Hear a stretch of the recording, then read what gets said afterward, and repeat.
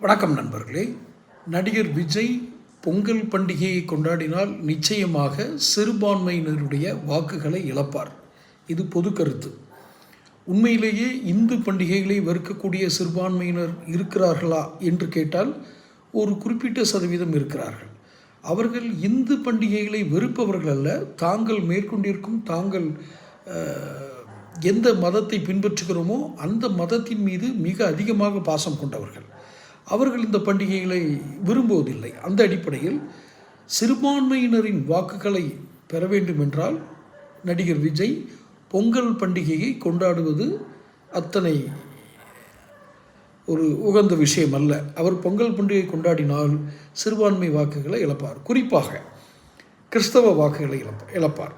கிறிஸ்தவர்களில் Roman Catholic என்று சொல்பவர்கள் கூட ஓரளவுக்கு இதை ஏற்றுக்கொள்ளும் வாய்ப்பு இருக்கிறது. இந்த பொங்கல் பண்டிகையெல்லாம் கண்டுக்காமல் போயிடுவாங்க. ஆனால் இவர் பொங்கல் பண்டிகையை அந்த பொங்கல் அப்படிங்கிற பண்டிகையை முற்றிலுமாக மறுப்பவர்கள் கத்தோலிக்க கிறிஸ்தவர்கள் தவிர மற்ற பிரிவினர், கிறிஸ்தவத்தில் இருக்கும் மற்ற பிரிவினர்.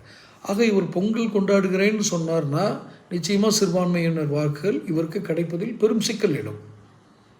சரி, பொங்கலே கொண்டாட வேண்டாம், சமத்துவ கிறிஸ்மஸ் கொண்டாடினார், சமத்துவ பொங்கல் கொண்டாடுவாராங்கிறது ஏற்கனவே நம்ம பதிவு போட்டிருந்தேன். இவர் கொண்டாட மாட்டாருங்கிறது தான் பொதுவான சர்வே ரிப்போர்ட்டு.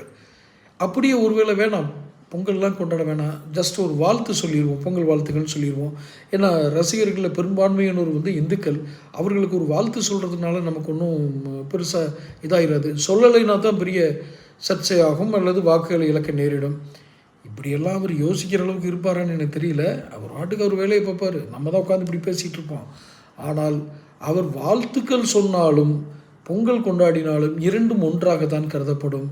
அவர் வாழ்த்துக்கள் சொல்லவில்லை என்றால் இந்து ரசிகர்கள் என்று நினைப்பவர்கள் அப்போதான் அந்த மத வேறுபாடை உணர்வாங்க.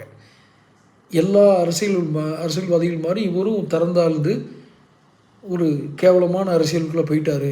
இந்த ஏற்கனவே இவர் ஒன்றும் கந்த சஷ்டிக்கு யாருக்கும் கோயிலில் நின்று கும்பிட்டதோ இல்லை. ஆனால் வேல் மட்டும் எடுத்துக்குவார். எவ்வளோ பெரிய களவாணித்தனம், அயோக்கியத்தனம் பாருங்கள். இந்த வார்த்தையை பயன்படுத்துறதுக்கு மன்னிக்கணும். ஆனால் இந்த வார்த்தைக்கு உகந்தவர் அவர்.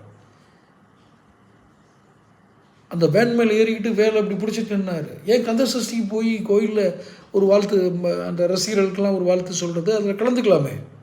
முடியாது. ஏன்னா தான் சார்ந்திருக்கிற மதத்தினர் சர்ச்சை விட்டே ஒதுக்கிடுவாங்க. நான் எந்த மதத்தினரையும் தவறாக பேசணுன்றது இல்லை. இவர் இப்படி பண்ணார்னா இவரை ஒதுக்கிடுவாங்க, அவ்வளோதான். பொங்கல் பண்டிகை கொண்டாடுவாரா, வாழ்த்து சொல்வாரா விஜய்? தொடர்ந்து பேசுவோம். சேனலை சப்ஸ்கிரைப் பண்ணிக்கோங்க.